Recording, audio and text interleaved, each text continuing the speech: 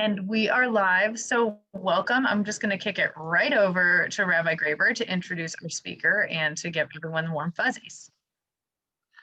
Fantastic. And Jenna, if you can, I think we can also put this on Facebook, on the Bethel Facebook page, if you would like to.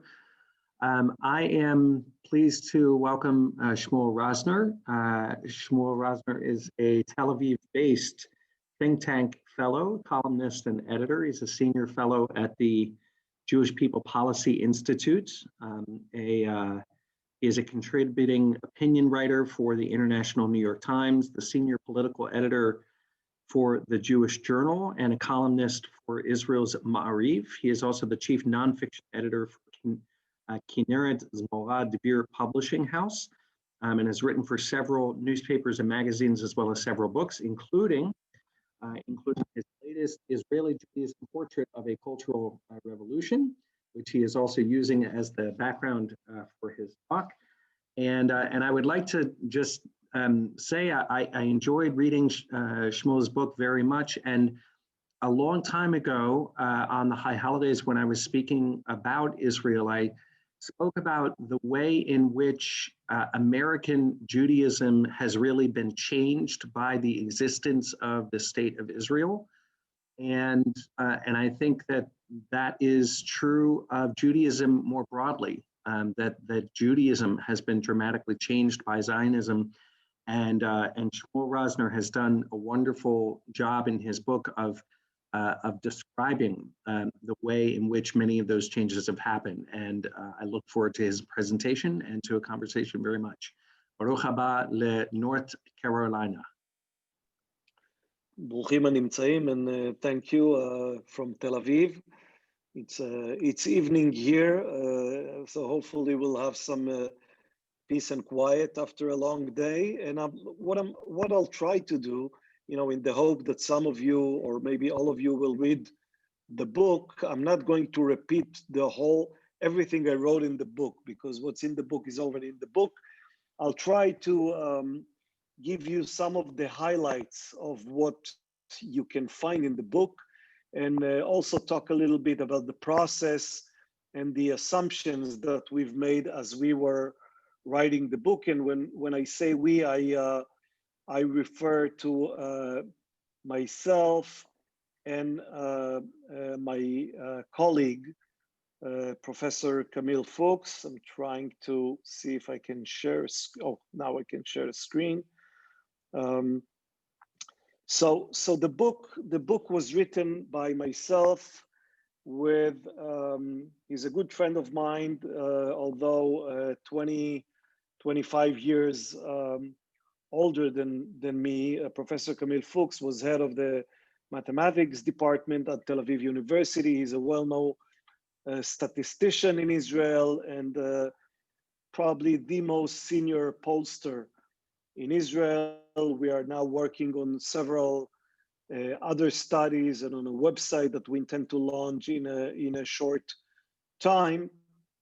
But for 2.5 years, we worked on this study, and one of the advantages that we had as we were working together is that we come from a very different background. When we decided to look at Israeli Judaism, basically to try and understand Israeli Jewish society, which is about 75% of all Israelis, we joined forces and soon discovered that there are many advantages to working in such pair. I'm younger, Professor Fuchs is older. I'm Israeli born. Professor Fuchs made Aliyah to Israel many years ago, but he grew up in Romania, so he's not a native Israeli. I come from an Orthodox background, religious family. Professor Fuchs comes from a highly secular atheist family. So there are many differences between us, cultural, political. We have, each of us has his own circle of friends and acquaintances, and working together was a good exercise in trying to keep ourselves in check. If I would tilt towards one pole too much, Camille would draw me back to the center, and the same would go in the other direction. We could argue, and ultimately we had to come up with something both of us can agree with. And hopefully, I think it worked. And if you read the book, I hope you'll also agree that the book is as balanced as possible. We try very hard not to share too many of our opinions, but rather focus on the data and try to understand the data and explain what we see without becoming, without having our opinions influence the data. So let me share with you some things that you must understand about Israeli Jewish society before we even begin to look at its cultural main features. First of all, and this here, this is if you consider Israel and the United States, this is something that many American Jews have difficulty understanding or overcoming. Israeli Jewish society is a right-wing society. The right and center-right form a majority. The center is about a quarter of the population. And especially important is to understand that the left in Israel is very small. Oftentimes you'll open a newspaper and read a story about right versus left. This is because newspapers must have conflict between two sides. But you do need to realize that the sides are, on the one side you have an elephant, and on the other side you have a mosquito. And they might have a fight, but it's not a fight between equals. And especially when you think about Israeli Jewish society, these are the numbers. We repeat this survey almost every year, and the numbers don't change much. Now, one thing to realize is that in the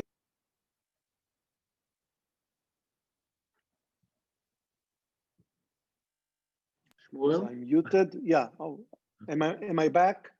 I was muted by someone. Okay.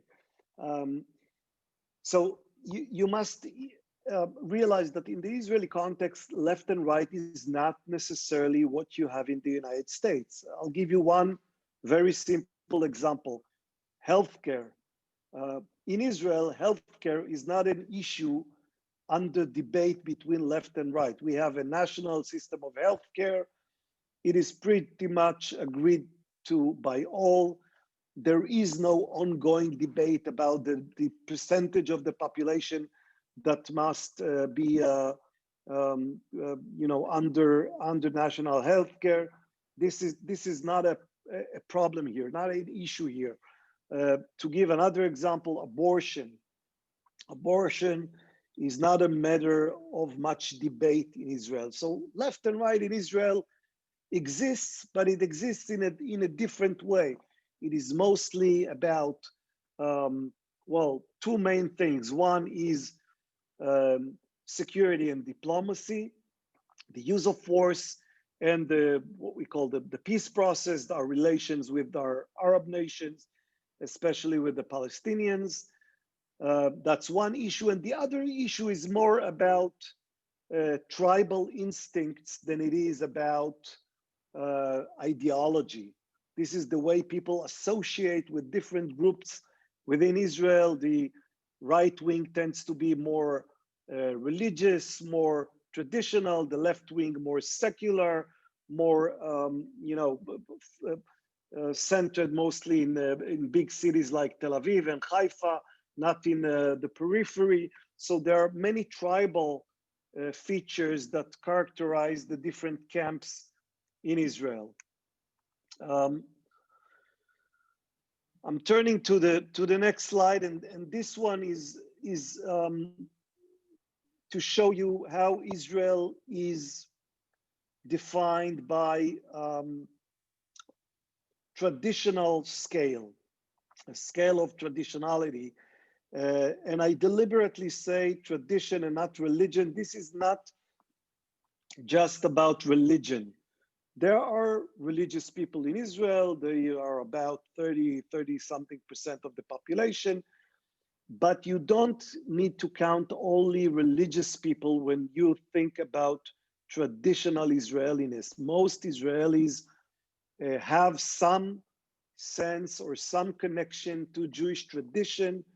The totally secular are located on the far, I'll call it left. It's not a political left, on the most secular part of the community.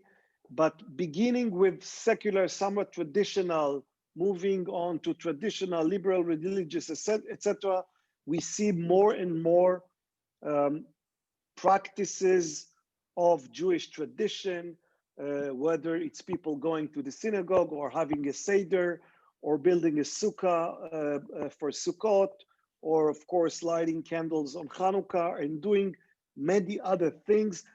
You also ought to remember that Hebrew has a very strong, very significant role in Israel.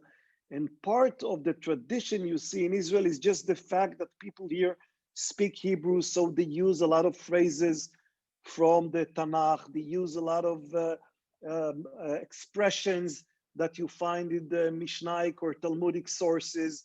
If you listen to Israeli music, you'll get a lot of these traditional phrases just as part of the general culture. This is not just about, belief in God. It's also about just moving around with this sense of strong Jewish connection. This is, I'll go over this very quickly. I know that, I brought it here mostly because Americans are always interested to know what Israelis, to look at Israel through the lenses of American Judaism. The overall picture is that Israel, it's not a good way to understand Israel. But we do ask the question, and we can give you an answer to the question, how many Orthodox versus Reform versus conservative Israelis there are. You can see the numbers on screen. Most religious Israelis are Orthodox. Most Israelis who call themselves Reform and conservative also say that they are secular. So they have the identity of Reform and conservative, mostly Reform, but also many conservative Israelis is the identity of secular Israelis. They don't see themselves as religious. And for many of them, and we tested it in many ways, saying they are Reform is more of a political statement to say, we are Jewish, we feel strongly Jewish, we are also secular. And if we have to identify with a stream, we prefer not to identify with Orthodox Judaism because we dislike the rabbinate or other Orthodox institution. This is more, again, a political or social statement than it is about, the theology of the Reform movement. A few words about our study. Well, what did we do? We run several surveys of many people, more than 3,000 Israelis on a first round, and since then we polled another 7,000 or so. So we have a very large sample from which to draw our conclusions. And what you see here is the basic picture we got as we as we put all of the data into a statistical machine. And basically we told the machine, we want all data to be divided between two main scales, one for tradition and one for nationality. We told the computer which questions and which answers will get people more or less traditional, more or less national. And we asked the computer to give us a picture of our society. And that's the picture we got. As you can see, the upper right side is darker. It has more darker squares. The darker the square, the more people are in it. So basically, there are a lot of people on the upper right side and less people on other parts. And if you want to look at the exact numbers, these are the numbers. That's the way we divided Israeli society, Israeli Jewish society, into four main camps. What we call the main group, the one that we call Jews Israelis. These are people who show strong inclination to have both a higher than average level of tradition, or a higher than some point level of tradition, and a higher level of nationality or national instinct, national inclinations. The other three groups are about the same size. On the lower right side, the one we call Israelis, these are people who are strongly national but not traditional. We have on the upper left side the people we call Jews, very traditional but not very national. These are mostly ultra-Orthodox Jews. And on the lower left side, we have what we call the Universalists. These are people who feel fairly distanced from both Jewish tradition and Israeli nationality. These are the people that are, most of them are highly secular. Many of them are very left-wing. People who feel some sense of detachment from the rest of Jewish Israeli society. Now, I'm saying all this, we try very hard throughout the book, and I also try, as I speak to different groups, not to be, I'm not judgmental of any of these groups. These are all groups that we have in Israel. We love them all. They're all part of our society, but they have different features, different characteristics. And clearly we see that there is a majority group, a mainstream group, and there are groups that are less mainstream, less part of the larger theme, or the main theme that we see in Israel today. Just by way of showing you how we gave points for either tradition or nationality. So, for example, we have in the survey includes more than 300 questions. It's a very long survey, very detailed with many different scales. I'll show you just a few points from it, but it's very detailed. So we asked people, do you make Kiddush on Shabbat on Friday night? Those who say yes get 1 point for traditionality. Those who say no get 1 point for less traditionality. It's just a matter of yes or no. Should Israel be a Jewish state? That's on the scale of nationality. Yes, you get a point plus for nationality, or you get a point plus for less nationality. Is January 1st your real Rosh Hashanah? These are all real questions from the survey. So those who say their Rosh Hashanah is January 1st get a point for less tradition. Those who say, no, it's not our real beginning of the year, get point for more tradition. And one last example is being a good Jew means serving in the IDF. If you say yes, you get a point for nationality, etc. So these are the things we asked. If you wanna try it, this is just, what I'm showing you here is just a screen print from the website of JPPI, the Jewish People Policy Institute. If you go to our website, you can do a survey of about 40 questions and press a button, and then you'll see yourself on the map of Israeli Judaism. It will tell you where you are on this map. It'll just show you, if you answer these 40 questions in this or that way, this is where you are on the map. Again, we more than 10,000 people already did our survey online, which followed our scientific survey, the one that we did the initial survey. So I urge you to go online and try it. It's a fun thing to do. I often do it with Israeli groups in Israel, especially with youngsters, and then we all do it together, and I show the map on screen, and they begin to look at one another and try to guess which point is which person on the map.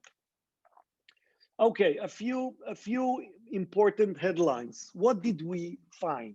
What can I tell you about Israeli Judaism that is important to know? Point number one, a very high level of confidence people here in Israel have in their Jewishness. This whole people here feel strongly Jewish. They are not worried about Jewish continuity. They're not worried about whether their children or grandchildren will be Jewish. They're not worried about a Jewish future. The fact that they live in a Jewish majority society completely alters their outlook on what it means to be Jewish. Now, again, if we look at this with some sense of historic perspective, this is quite puzzling. You know, for 2,000 years or so, all Jewish communities were a small minority in different societies. They always had to worry about continuity, about the next generation. Israelis no longer have such sense. They no longer, within 1.5 or 2 generations, they completely lost this fear of the future. They might fear the future because of, you know, security reasons, defense, you know, Iran nuclear bomb and such things, but cultural apprehension no longer exists among Israelis, at least not in an important sense. Second point, I'll show you all points at once, and then we don't have to. Second point, almost all Jews in Israel, and this includes even those who call themselves totally secular, attribute importance to being Jewish. It's not, you know, it exists in Israel, but it's fairly rare to find people here who see no importance or no significance in them and their children being Jewish. This is something that's important to Israelis. It's important for them to be Jewish. It's important for them that Israel will be a Jewish state. All these things are pretty much on their minds. Point number three, the interpretation we give Jewishness in Israel is in many ways nationalist.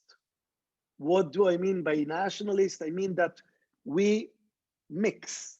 Our Jewishness in Israel mixes national features and features of tradition and merge them to become one culture, which means to have someone serving the IDF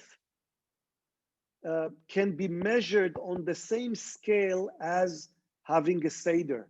These are part of the same cultural atmosphere in which we live. We attribute importance to serving in the IDF, not to be good Israelis, but to be good Jews. This is part of being good Jews, to serve in the IDF.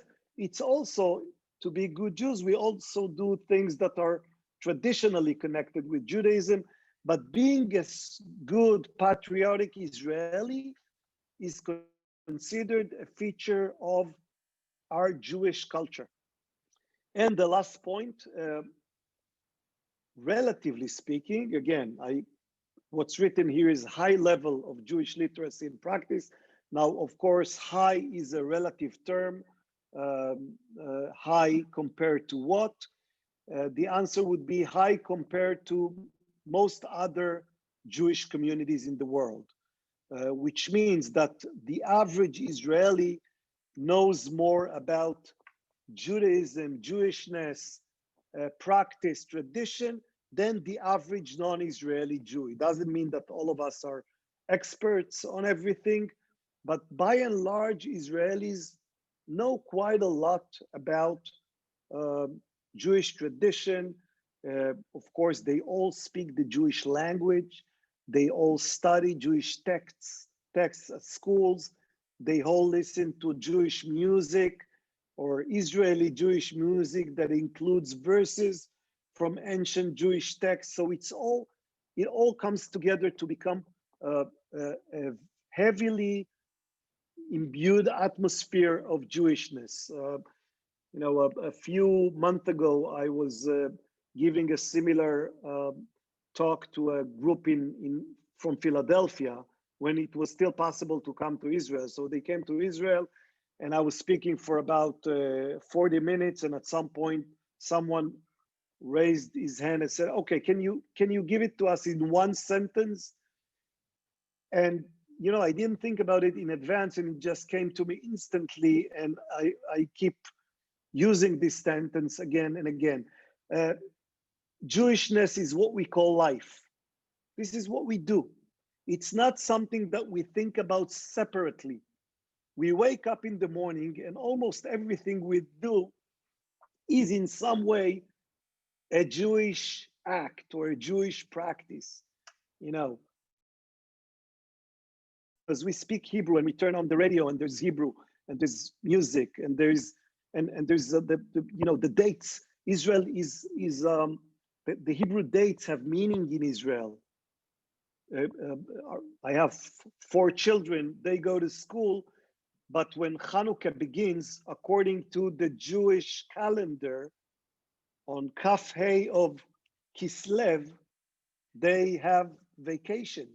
Well, the vacation begins on Kaf Vav, I think, not the first day, the second day. But we must follow the Jewish calendar because we live partially by the Jewish calendar. So everything that surrounds us is part of this very strong sense of Jewishness. Let me skip a few things and I'll just give you some examples. And these refer to the differences between Jewish Israeliness and Jewish Americanism. The book I'm speaking about now is my 3rd book. My first book, the one I wrote almost 10 years ago, was a book about American Judaism. I spent a couple of years living in the United States, and my book is basically the only one that Israelis can read if they want a basic Hebrew text on what is American Judaism. So I'm not as expert as you are, but I know something about American Judaism. And at least in the Israeli context, I'm even considered an expert on these matters. So I gathered a few things to just highlight the differences between the 2 cultures. So here's Hanukkah, okay? Hanukkah is just 2 weeks away. If you go to American Jews and Israeli Jews and ask them to rank the different holidays by importance, there are many more Jews in the United States who would rank Hanukkah as one of the 3 most important holidays. Because of the obvious reasons, the winter holidays and Christmas, and because in the place in which you live, Hanukkah is a counterweight to something. Most Israelis would not rank Hanukkah that high. They think it's a more minor holiday.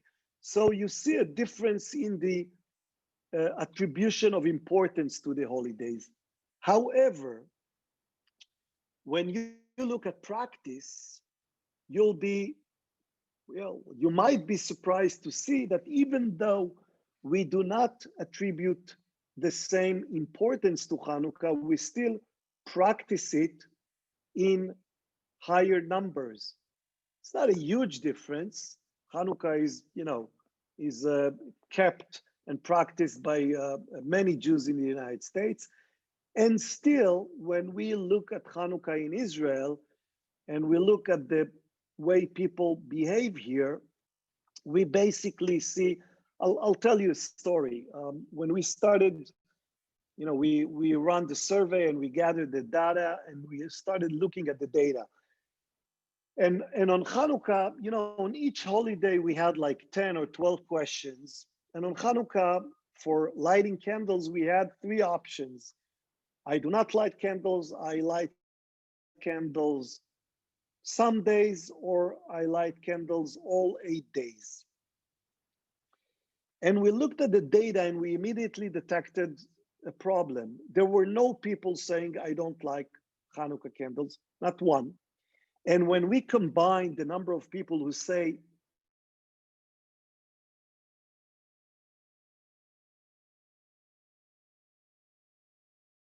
sites, we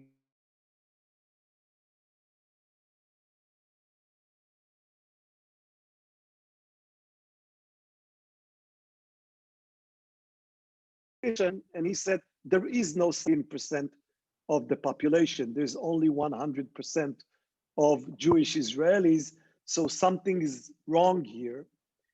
And we looked at the data really line by line, and we realized that some people, just to make sure that they don't miss anything, they marked both every night and some nights, because both are true. We light every night, which means we also light some nights. So we had to clean the data. And we looked at it and I said to Camille, well, it's impossible not to find one person who didn't light candles. And Camille, Professor Fuchs, looked back at me and said, well, I didn't. So you're not in the data. And say, yeah, but I didn't. I don't light Hanukkah candles. I said, okay, so you're the one. You're the one we found. The researcher doesn't light Hanukkah candles. All other do. The story has an end. Last year, on the 3rd or 4th morning of Hanukkah, I get a phone call from him. He says, Shmuel, guess what? And I said, guess what? What do I need to guess? He said, guess where was I last night? And I said, where were you? And he said, at a friend's house. I said, wonderful. I said, and guess what did I do? I said, I don't know. He said, they lighted Hanukkah candles. I said, wonderful. He said, and guess who made the blessings? I said, I think it's probably you. I said, it's me. So we lost the last one who didn't light Hanukkah candles in Israel. That's it. Now it's really 100% of Israelis who do light Hanukkah candles. And of course, I assume that if we look very hard, we'll probably find a few who don't. But by and large, when you see such numbers, you understand that there are some instances in which all Jewish Israelis just do the same. We get the same numbers for a Seder, Passover. It's 98%. How do you get to 98% of people who do the same thing on the same night? The answer is that in Israel, if you don't celebrate the Seder, you literally sit alone in the dark. There's nothing else to do.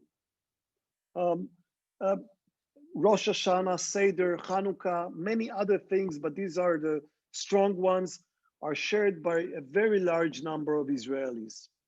Shabbat, just look at the differences. Israeli Jews, almost 60% light Shabbat candles. In the US, it's about a quarter.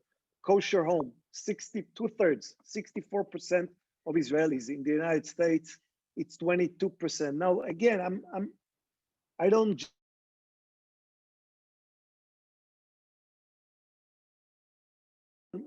give mark people who do this or that. Just understanding that there are such huge differences in the level of practice is something that we must realize as we begin to navigate these stormy waters of U.S.-Israel relations, or Israel diaspora relations, U.S. Jews and Israel relations. We live in two very different cultures who understand Jewishness, practice Jewishness, interpret Jewishness in very different ways. I'll go quickly because I want to keep some time for questions, assuming you, okay. Very important, demography, okay? 98% of Jewish Israelis married have a Jewish spouse. It's a fact of life. Why? Because there are not enough non-Jews in Israel to let us have a higher level of. It's not because Jewish Israelis have a very strong backbone. It's because most people here are Jewish. Those who aren't are Arab, and with the Arabs we have complicated relations.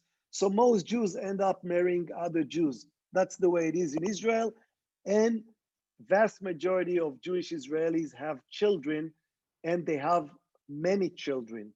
In Israel, the average for a Jewish female is more than 3 children per person. In the United States, for Jewish Americans, it's 1.7, 1.8. So the demographic trend in Israel is upward. In the United States is basically a plateau, maybe slight decline or slight increase, depends on the exact demographer you ask, but there is a huge difference between these two communities. That's the last slide I'm going to show you. We gave people different scales to understand how they see things. And here I'm going to speak about, this is what I mentioned before, this no fear of Jewish continuity, no Jewish continuity as a non-issue. Why is it a non-issue? It's because when we ask Jewish Israelis if their offspring, we ask both about children and grandchildren, if the offspring is going to be Jewish, and we don't just ask them to say yes or no. We say, okay, on a scale of 1 to 10, what's your level of confidence that your children or grandchildren will be Jewish? We get a clear majority of people who say 10. They don't, I would probably say, I don't know, 8, 9. I have a high level of confidence, but it's not perfect. Most Israelis have no shred of doubt that their offspring is going to continue the tradition and remain Jewish. When you have such dramatic majority, and again, if you look at 10, 9, and 8 combined, you'll see that the number of people who aren't really sure is very small. Most people here have very high confidence in the ability of this Jewish community, the Israeli Jewish community, to perpetuate its success, its culture, a very high level of confidence. And again, this is something that separates us. This is Israelis. There are two things that Israelis do not understand, two fears that Israelis cannot understand. One is the fear of anti-Semitism. You cannot understand anti-Semitism when you live your life as a majority, and you cannot understand the issue of Jewish continuity when you live your life mostly among other Jews. So these are things that separate us in many ways. And I'll stop here. I could speak for a lot more, but I think, I wanted to keep some time for questions, comments. If you don't have any, I can keep talking, but I'll stop here. Well, thank you for getting us started and for a beautiful outline. Let me begin, as Janice says in the chat, we're going to ask people to type their questions in the chat or to raise your virtual hand. If it's okay, I'm going to take the prerogative and just get us started with one. There were a number of things, obviously, in your presentation that pointed to more traditionalism among Jewish Israelis by virtue of it. You know, as my uncle who lives in Tel Aviv would say, you know, all you need to be Jewish in Israel is fall out of bed in the morning. It's sort of in the air. You wrote about one phenomenon, and here I'm just going to read you a little paragraph from page 63 about, and it's about Yom Kippur in Israel. And the phenomenon of going biking, right? Of biking on the streets. And you said there are no accepted metrics that use Yom Kippur cycling as a measure for one's Jewishness. But what if a decline in synagogue attendance rates, along with a simultaneous increase in cycling on Yom Kippur, did not signal a weakening commitment to Jewish culture, but simply a change in Jewish culture, right? And I sort of highlight this to say, what to me it was a fascinating part of the book is the way in which, or the possibility of Israeli life potentially changing. You know, I don't know if in 50 years, you know, it'll be a minhag of American Jews to go biking, right? Maybe on Yom Kippur afternoon, you know, to try and close down a neighborhood and say, but this is Jewish, right? It's Jewish to bike on Yom Kippur. I don't know if that will change Judaism all over the world, but I would just love to hear you, you know, speak a little bit about the way in which having this national culture can create these sort of changes that may seem less traditional, but actually, you know, are just an effect of living in a country where we are the majority. Well, Yom Kippur is one of the most fascinating and controversial things we write about in the book, and by and large, what I can say about it, it demonstrates both the many advantages and the disadvantages that Israel has as a Jewish state. And advantages because there is a way in Israel to alter all traditions and make things more relevant for people who don't feel comfortable or connected to a synagogue, people who don't see don't find much meaning in going to a synagogue on Yom Kippur, or maybe even fast on Yom Kippur, but they can still keep Yom Kippur as a very special day. It's very, you know,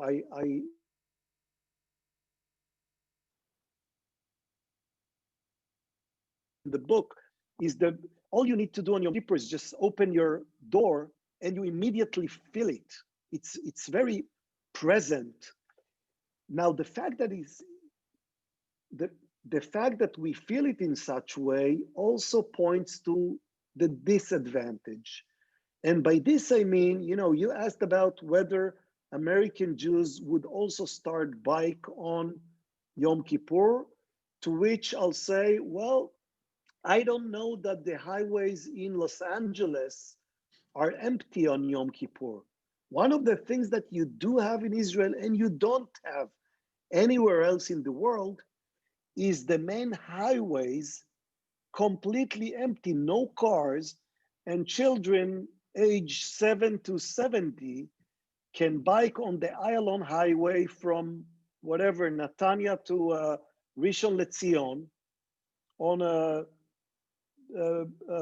the main road without much of risk, because the whole country halts on Yom Kippur. So it's not just riding a bike. We can ride a bike every day, but on Yom Kippur, you have this moment in which just 5 minutes after Yom Kippur begins, you still see a lone car here and there rushing to get someplace, and 10 minutes later there are no cars in Israel. No one is driving a car except for police and ambulances, and maybe if someone feels that he needs to rush to the hospital. But other than that, the roads are empty and children can go out and have this special day. It is still a special day. It is just not it's not merely adding the bicycle to the menu of things that we do on Yom Kippur. It's turning Israel to something else on Yom Kippur. And again, on the one hand, it gives Israel the advantage of, or the ability to better adjust to modern realities. And modern realities are that people are less connected to the synagogue. On the other hand, it makes Israeli Jewishness somewhat detached from both ancient traditions and the Jewish traditions that are kept in other communities in the world. Suddenly Yom Kippur in Israel is different than Yom Kippur in the US or Argentina or Britain or France. And that's a problem. That's I shouldn't say a problem, it's a challenge. It's a challenge. Thank you. Jane Gabin put into the chat just an observation that there are many Israelis who live in the United States who have made what used to be called Yerida. I don't know if that's still a phrase that's used. And being in the what we call the triangle, we have a lot of startup companies and a lot of technology. We have many Israelis who have moved to this community in particular. Jane asks why it is that you think that's the case, and I think what I would like to add to that is, what challenges do you see? First of all, what challenges do you see Israelis having in moving from Israel to somewhere like the United States? And also, what do you think are the things that Israelis or Israeli Judaism can contribute to American Jewish life? I'll begin with the simpler question is the one of immigration. Why do people move? They move mostly for economic opportunities and for better jobs and to find a better life. Israelis move to other places the same way that people from France or Germany or Russia or any other country move to different places. For Israelis, the United States is the main destination because they find it especially friendly, and most of them have at least some proficiency in English, and it's a natural destination for them. But by and large, the United States is the destination for many people from many nations. In most nations in the world lose people to the United States, while the United States do not lose many people to other places. That's life. We are in a much better position today in the sense that 40 or 50 years ago is where Israelis had to be somewhat worried about the fact that some of them didn't feel at home in Israel or didn't feel strongly enough about Israel to stay here and chose different lives. Today, when Israel is 9 million strong, with almost about 7 million Israeli Jews, I don't think demographic challenges are still a big concern. And, if you ask me, if people find great opportunities abroad and they feel more comfortable living in other places, I have no complaints. I no longer worry about the demographic future of Israel. Now, as to The cultural aspect, I'll say a few things. One, Israeli Judaism works in Israel, period. It doesn't work in other places. You cannot practice Israeli Judaism in the southern United States. You can pretend to do it for a few years. Maybe the first generation can pretend to do it, but it's not transmissible to a second generation. Israeli Judaism is built around having a Jewish majority, around having a Jewish culture, a Jewish government, a Jewish calendar, all the things that we have in Israel and that you do not have in the United States. Those Israelis who immigrate to the United States and want to keep their Jewishness intact must use the toolbox that works in other places. They cannot use the Israeli toolbox to overcome an American challenge. If they want to be Jewish in the United States, they should take your toolkit and use it to the best of their ability. Now, this doesn't mean that we cannot have some measure of, influence or impact that Israel can have on you and you can have on us. I'm all in favor of having interaction, engagement, and mutual responsibility, of course, but also mutual influence of these two communities on each other. So what Israelis bring to the United States, they bring Hebrew literacy, that's very important. They come with knowledge or understanding of Israeli strategic issues. They are more familiar with Israeli geography. Now, why is Israeli geography important? Because Israeli geography is Jewish geography. When King David walks between Hebron and Jerusalem, that's Israeli geography. So they come with this baggage in the positive sense that that they can bring to the table, and it can be of some use to the American Jewish community. But again, this doesn't mean that they can be Israeli Jews in the United States. They can do it for a while, not for more than that. So while you're here, since you do important work at the Jewish People's Policy Institute, I'm going to put in a plug, and I hope everyone will forgive me for a moment. I think that one of the most important things, one of the challenges that American Jewish education faces is Hebrew literacy. And it's very difficult, for example, there's no local high school here in North Carolina that offers Hebrew as a foreign language. And I actually think that the Israeli government could make it available through Zoom.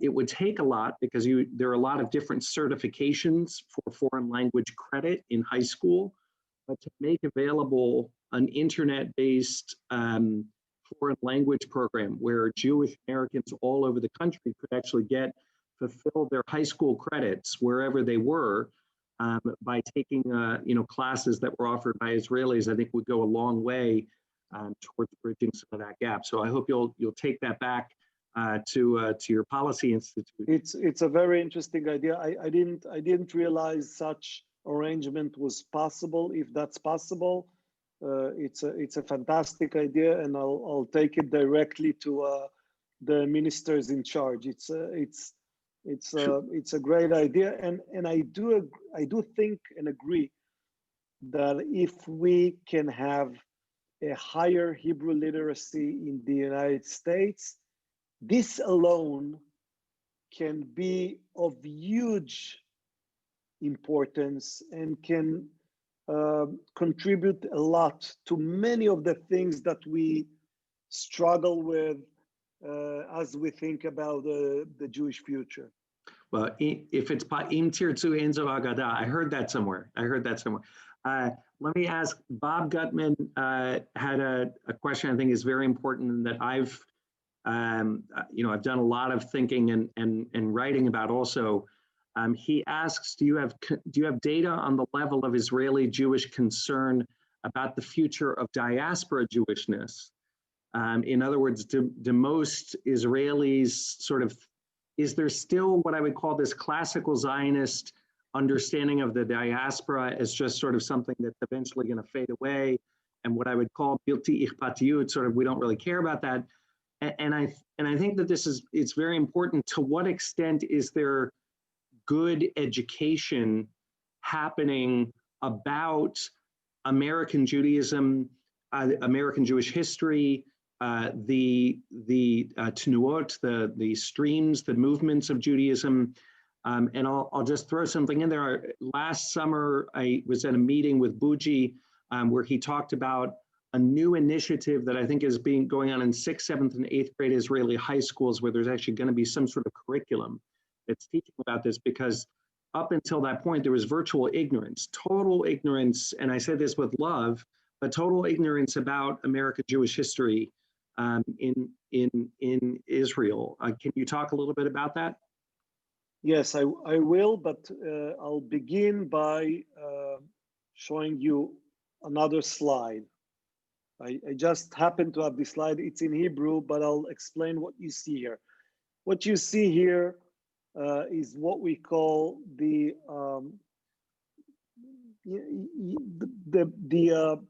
Israel diaspora paradox. And the paradox goes like this. The more Israelis accept or identify or can be great counterparts for American Jews, the less they care. Which means that the people who care the most about Jews who live elsewhere are the people least tolerant about the way American Jews live and practice their Judaism. The more traditional Israelis are, the more orthodox they are, the more they show level of what we call ichpatiyut. They care, they worry. But if you guys come and try to speak to them about the ways you practice Judaism versus the way they think people should do it, you'll find it very hard to have common language. It'll be much easier for you to speak with the people who don't much care. Yeah, they'll accept you just the way you are. They are very tolerant. They are pluralistic, but their level of importance that they attribute to this whole thing is much lower. So I tell you this not to depress you, but just to tell you that that's life. You know, life is complicated, and it's true that many Israelis don't know much about American Judaism.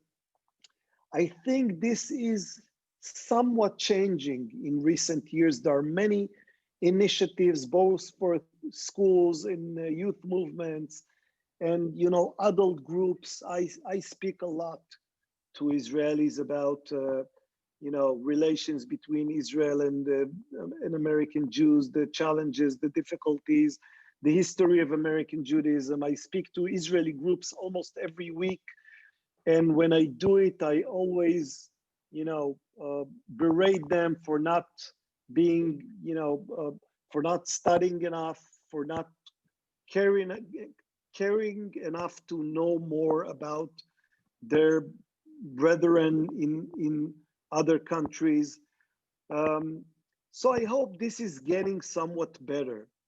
But as to the question whether Israelis have much faith that American Judaism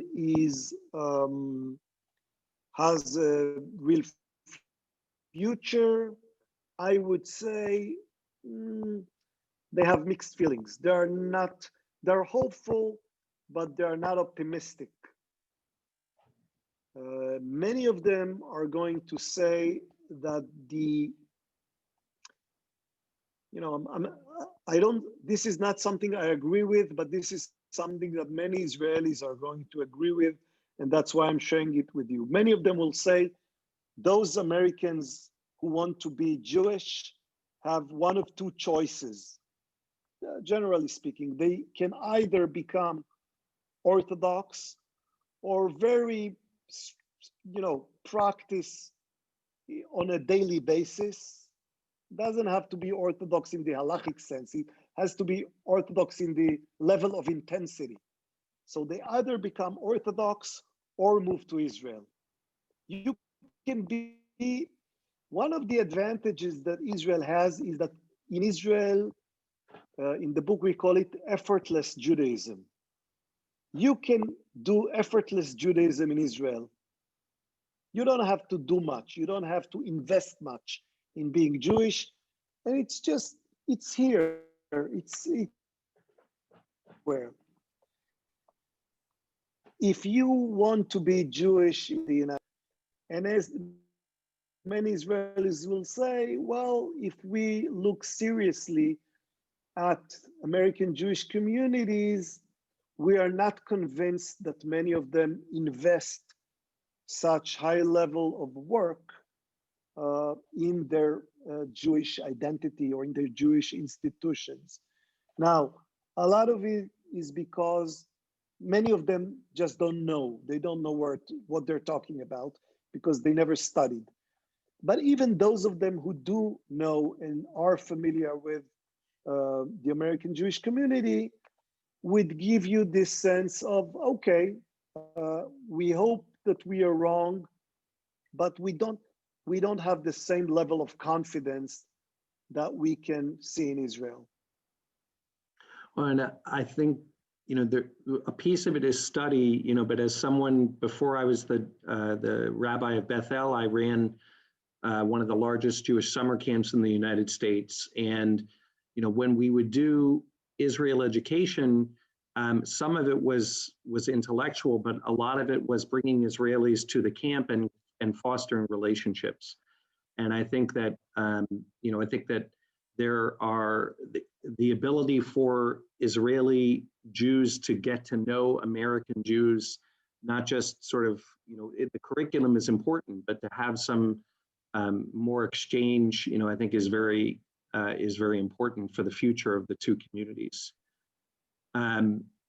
Let me. I agree, and both my kids were on birthright trips with Americans and enjoyed it tremendously.